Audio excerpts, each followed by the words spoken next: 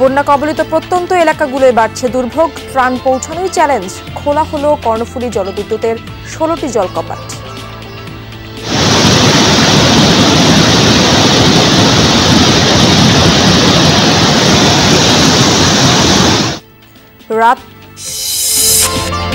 রাতভর টানা বৃষ্টিতে খুলনায় ভয়াবহ জলাবদ্ধতা, বাসাবাড়ির সড়কে হাঁটু পানি, চরম ভোগান্তিতে নগরবাসী।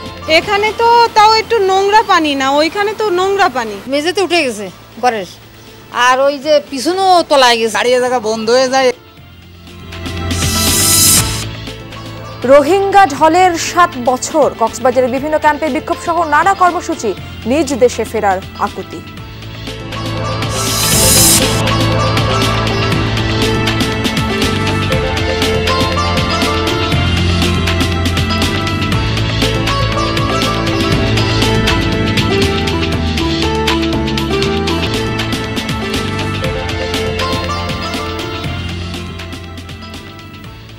আমন্ত্রণ সংবাদ সারা দেশে, আপনাদের সঙ্গে আছি আমি ইশরাত জাহান। এতক্ষণ শিরোনাম দেখছিলেন, এবার বিস্তারিত। দেশের উত্তর পূর্বাঞ্চলে বন্যার পানি কিছুটা কমলেও মানুষের ভোগান্তি কমেনি। প্রত্যন্ত এলাকাগুলোয় ত্রাণ পৌঁছানো নিয়ে সংকট কাটেনি। নামতে শুরু করেছে ফেনী শহরের পানি, কোমর সমান পানিতে ডুবে থাকা সড়ক এখন দৃশ্যমান। সালাউদ্দিন মোড়, বারাই, উত্তরা ও মহিলা ক্যাডেট কলেজ সড়কে চলছে যানবাহন। এগুলো শহরের প্রধান সড়ক।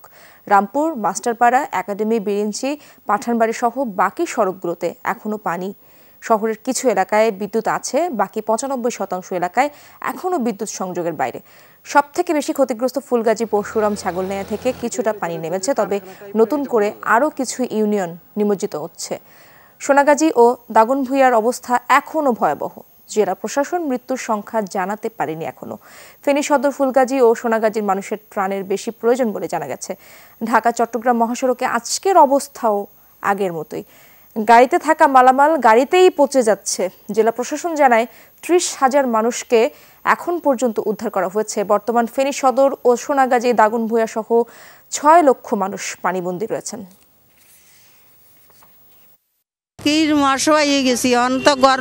ঘরের সব গেছে, কিছু নেই। যুবক যারা আছে তারা সউদ্যোগে তাদেরকে উদ্ধার করে আনছে। আমরা নিজেরা একটা নৌকা ব্যবস্থা করেছি, আমরা কিছু লোককে নিয়ে এসেছি। কুমিল্লার বিভিন্ন অঞ্চলে বন্যা পরিস্থিতির অবনতি হয়েছে। পানিতে তলিয়ে গেছে একের পর এক গ্রাম। আজ কয়েকটি নৌযানের ব্যবস্থা করতে পেরেছে বিজিবি, আনসার ও অন্যান্য বাহিনী। তাছাড়া স্বেচ্ছাসেবীরাও সংগ্রহ করেছেন কয়েকটি নৌযান।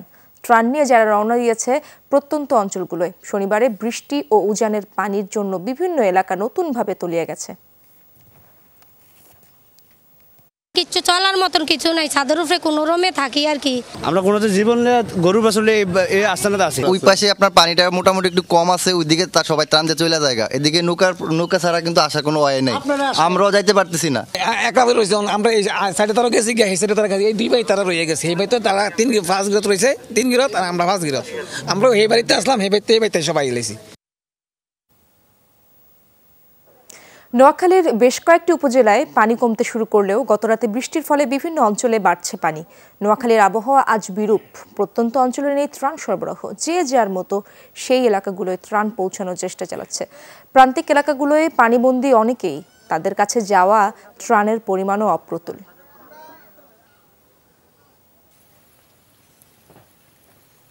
এদিকে আরও অবনতি হয়েছে লক্ষ্মীপুরের বন্যা পরিস্থিতির। উজানের পানি কমায় শনিবার খুলে দেয়া হয় নোয়াখালীর স্লুইস গেটের 23টি রেগুলেটর। সেই পানি লক্ষ্মীপুর হয়ে মিশবে সাগরে। এই কারণে বর্তমানে লক্ষ্মীপুরের বন্যা পরিস্থিতি আরও খারাপ হয়েছে। মেঘনা সহ বৃদ্ধি পেয়েছে আশপাশের খাল বিলের পানি। এতে সদর সহ 5 উপজেলা জলমগ্ন রয়েছে। এখনও পানিবন্দী প্রায় 7 লাখ মানুষ, যাদের মধ্যে 20,000 আশ্রয়কেন্দ্রে ঠাঁই পেয়েছেন।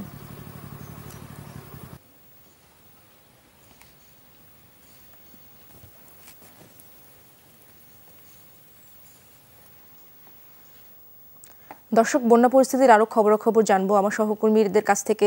শুরুতে যেতে চাই কুমিল্লায়, সেখানে রয়েছেন আমার সহকর্মী খোকন চৌধুরী। খোকন, বন্যা কবলিত দুর্গম এলাকাগুলোতে কি অবস্থা এখন, এবং ত্রাণ কি পৌঁছানো যাচ্ছে কিনা ঠিকঠাক?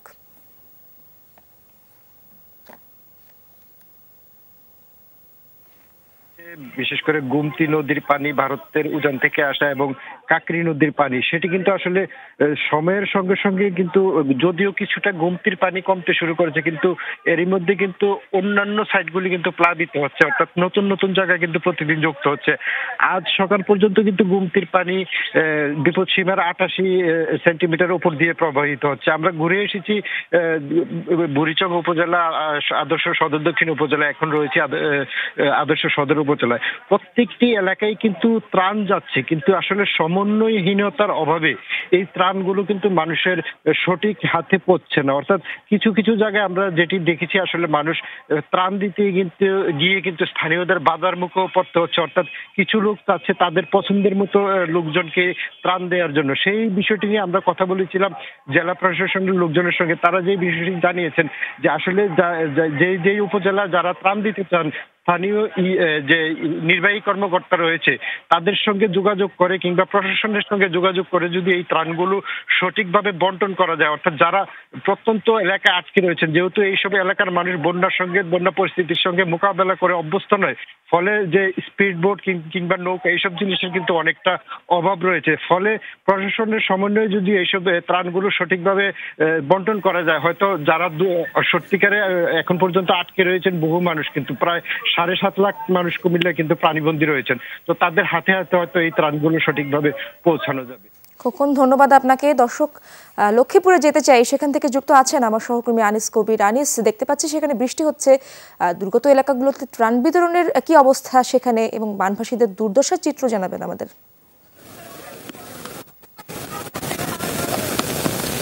ইশরাত, বেলা যতই বাড়তেছে কিন্তু দিন দিন কিন্তু পানি বাড়তেছে, যার কারণে মানুষ কিন্তু এখানে পর্যাপ্ত কিন্তু মানুষ কিন্তু পানিতে বাড়তে শুরু করেছে। আমি যে সড়কটিতে ছিলাম, এই সড়কটি কিন্তু একটু দেখানোর চেষ্টা করি যে যেহেতু এই সড়কের আমাদের পিছনে অংশ ছিল, সেই অংশতে কিন্তু এক বুক পরিমাণ পানি কিন্তু ক্রমান্বয়ে বাড়তেছে, যার কারণে মানুষ কিন্তু মানুষের ঘর বাড়ি অন্যান্য আনুষঙ্গিক যেগুলো ছিল সেগুলো সব কিন্তু ডুবে যাচ্ছে। মানুষ কিন্তু পানিতে এখন এক ধরনের বাড়ছে এবং আশ্রয়কেন্দ্রে ছুটের জন্য মানুষ কিন্তু দ্রুত যাচ্ছে, যার কারণে মানুষকে বলা হচ্ছে যে আশ্রয়কেন্দ্রে যাওয়ার জন্য মানুষ কিন্তু ছুটছেন, যে হু হু করে মানুষ ছুটছেন, যে কেন যে আশ্রয়কেন্দ্রে যাওয়ার জন্য মানুষের যেখানে যাবে সেইখানেও কিন্তু পানি উঠে রয়েছে। আমি এর আগে কিন্তু আপনার আগের সংবাদে কিন্তু বলেছিলাম যে আশ্রয়কেন্দ্রে মানুষ পানি উঠার কারণে আশ্রয়কেন্দ্রে মানুষ কিন্তু ঠিকমতো সেখানে আশ্রয় নিতে পারছেন না।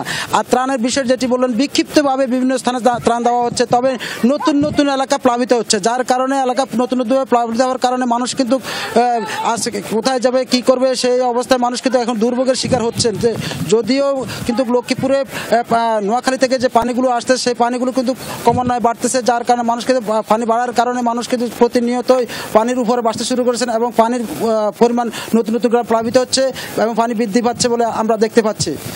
ইসরাত, আনিস, ধন্যবাদ আপনাকে। কর্ণফুলী জলবিদ্যুৎ কেন্দ্রের 16টি জলকপাট খুলে দেওয়া হয়েছে। সকাল 8টার দিকে গেটগুলো আংশিক খুলে দেওয়া হয়েছে বলে জানিয়েছেন পিডিবি কাপ্তাই জলবিদ্যুৎ কেন্দ্রের ম্যানেজার আব্দুর জাহের। তিনি জানান, হ্রদের পানির উচ্চতা শনিবার বিকেলে সমুদ্রপৃষ্ঠ থেকে 107.7 ফুট উচ্চতায় পৌঁছায়, যা বিপদসীমার কাছাকাছি। সে কারণে লেকের উজান ও ভাটি এলাকায় বন্যা নিয়ন্ত্রণে স্পিলওয়ের 16টি গেট 6 ইঞ্চি পরিমাণ উঠিয়ে পানি নিষ্কাশন শুরু করা হয়েছে। প্রতি সেকেন্ডে ছাড়া হচ্ছে 9000 কিউসেক পানি।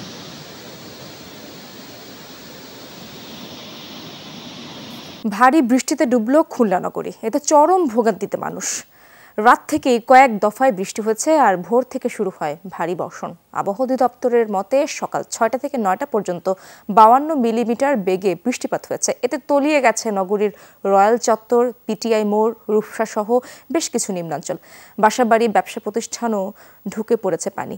সড়ক জলমগ্ন থাকায় সব থেকে বেশি বিপাকে পড়েছেন কর্মজীবী মানুষ। যানবাহন কম চলাচল করায় ভোগান্তি পোহাতে হয় নগরবাসীদের।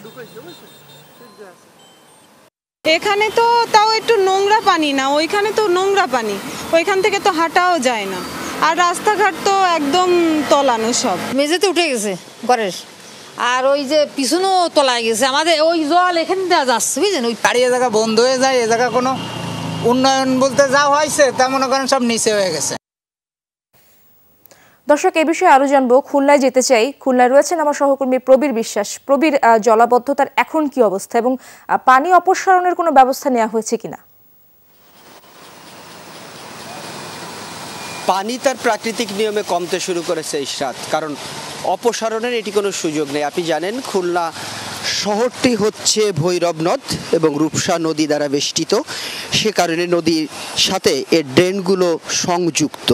যখন জোয়ার আসে তখন জোয়ারের পানি নদী থেকে আসলে লোকালয়ে ঢোকে এবং এই সময়ে যদি বৃষ্টি হয় তাহলে আসলে পানি ঢোকার কোনো সুযোগ থাকে না। তেমন একটি ঘটনা ঘটছে আজ সকালে। দেখতে পাচ্ছেন এখনও যে সমস্ত জায়গায় পানি আছে সে অঞ্চলের মানুষরা কিন্তু চরম বিড়ম্বনায় পড়েছে। শুধুমাত্র রাস্তাঘাট, অলিগলি কিংবা না, মানুষের বাসাবাড়ি, ব্যবসা প্রতিষ্ঠান, শিক্ষা প্রতিষ্ঠান সহ সব জায়গায় কিন্তু পানি প্রবেশ করেছে। নগরবাসীর দীর্ঘদিনের দাবি কিন্তু একটি স্থায়ী সমাধান, যাতে খুলনা শহরে অন্তত জলমগ্ন তা না হয়। সেজন্য কিন্তু সিটি কর্পোরেশন 2018 সালে একটি প্রকল্প নিয়েছিল 850 কোটি টাকা ব্যয়ে এবং গত 21 বছরে সেই প্রকল্পের প্রায় 550 কোটি টাকা খরচ হয়েছে, কিন্তু মানুষের ভোগান্তি যায়নি এখনো পর্যন্ত। মাঝারি কিংবা ভারী বৃষ্টি হলেই খুলনা শহরের অধিকাংশ নিম্ন অঞ্চল কিন্তু তলিয়ে যায় এবং সেই দুর্ভোগে দীর্ঘ সময় ধরে থাকতে হয়।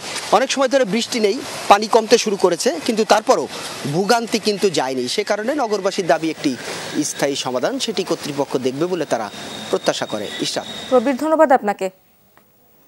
এখন স্থবির ঢাকা চট্টগ্রাম মহাসড়ক, আটকা রয়েছে পণ্যবাহী অনেক যানবাহন, নষ্ট হচ্ছে মালামাল। এই বিষয়ে আরও জানবো, ঘটনাস্থলে আছেন আমার সহকর্মী আরিফুর রহমান।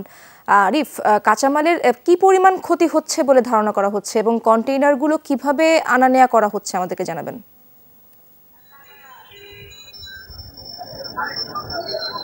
ইশরাত, আমি আছি ঢাকা চট্টগ্রাম মহাসড়কের ফেনীর মহিপাল অংশে। আমি আপনাকে একটু দেখানোর চেষ্টা করছি। এই যে আপনি দেখছেন যে এখানে পণ্যবাহী বিভিন্ন ধরনের যানবাহন রয়েছে, তারা হচ্ছে যে চালকদের সাথে কথা বলেছি, তারা যেটা জানিয়েছে যে এখানে অনেক গাড়িতে রয়েছে কাঁচামরিচ, পেঁয়াজ, রসুন, চাল, ডাল সহ অনেকগুলো হচ্ছে যে বৃষ্টির কারণে নষ্ট হয়ে যাচ্ছে।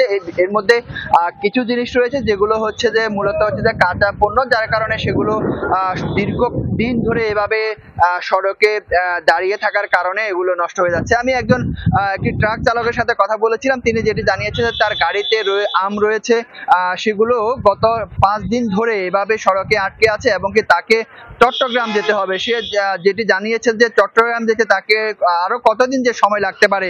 অনেকগুলো আম ইতিমধ্যে পচে গিয়েছে, এর মধ্যে বাকি যেগুলো আছে সেগুলো হয়তোবা সড়কে পচে যাবে। তবে এর বাইরে হচ্ছে যে এখানে যে সকল চালক যারা রয়েছে এবং কি যারা যাত্রী রয়েছে তারা কিন্তু এখানে অবর্ণনীয় দুর্ভোগের মধ্যে সময় পার করছে। একজন চালক বলছে যে সড়কের পাশে কিছু ছোট ছোট যে সকল দোকানগুলো রয়েছে তারা তাদের সাথে ডাকাতি করছে।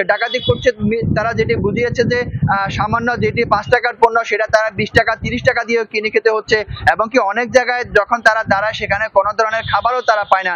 তারা যে আবেদনটি এখানে করছে, যে আকুতি তারা করছে যে বন্যার্তদের যেরকম সহযোগিতা করা হচ্ছে এরকম যেন প্রতিটি মোড়ে মোড়ে এই যে গত 4-5 দিন ধরে যে গাড়িগুলো আটকে আছে তাদেরকে যেন খাবার সংগ্রহ করা হয়, তাদেরকে যেন চিকিৎসা সেবা যেন দেওয়া হয়, এই দাবি করছে। অনেক যাত্রী যেটি বলছে যে তারা এইভাবে সড়কে আটকে থাকতে থাকতে অনেকে অসুস্থ হয়ে গেছে, অনেকে অসুস্থ রোগী নিয়ে ঢাকা থেকে চট্টগ্রাম যাচ্ছে, অনেকে ফেনী থেকে চট্টগ্রাম যাচ্ছে, তারাও কিন্তু এখানে অবর্ণনীয় দুর্ভোগের মধ্যে রয়েছে। এর বাইরে যদি আমি আপনাদেরকে যদি এই মানবিকতার ভিড়ে অমানবিকতার গল্পও যদি বলি, সেখানে হচ্ছে যে ফেনীর লালপুলে আমরা যেটি দেখেছি যে ট্রানের যে সকল গাড়ি যেগুলো রয়েছে সে সকল গাড়িগুলো যখনই সোনাগাজীর দিকে যাওয়ার চেষ্টা করে অনেকে সেগুলো সড়কে আটকে ত্রাণ চিন্তায়ের মতো ঘটনাও এখানে ঘটছে।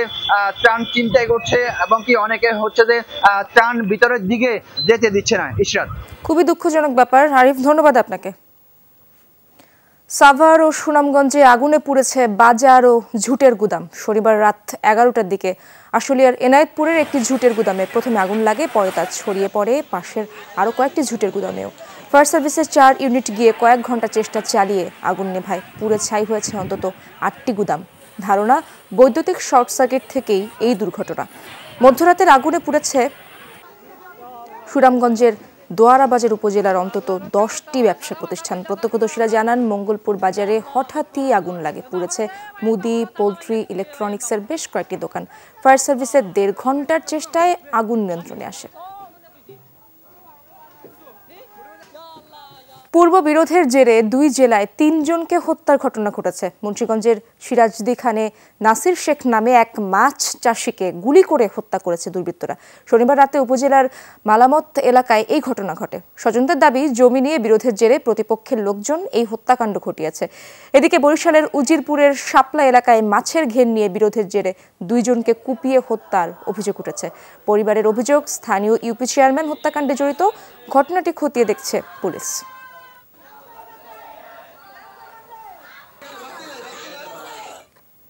বাংলাদেশে রোহিঙ্গা ঢলের 7 বছর আজ।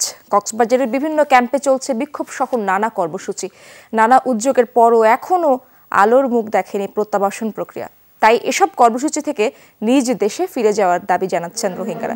2017 সালের এই দিনে মিয়ানমার থেকে প্রাণ ভয়ে বাংলাদেশে পালিয়ে আসে রোহিঙ্গারা। আশ্রয় নেয় টেকনাফ ও কক্সবাজারের বিভিন্ন শিবিরে। এর আগেও কয়েক দফায় এসেছে বহু রোহিঙ্গা। শরণার্থী, ত্রাণ ও প্রত্যাবাসনের হিসেবে বর্তমানে কক্সবাজার ও ভাষাঞ্চল মিলিয়ে রোহিঙ্গা আছে প্রায় 13 লক্ষাধিক, যার অর্ধেকের বেশি এসেছে 2017 সালে।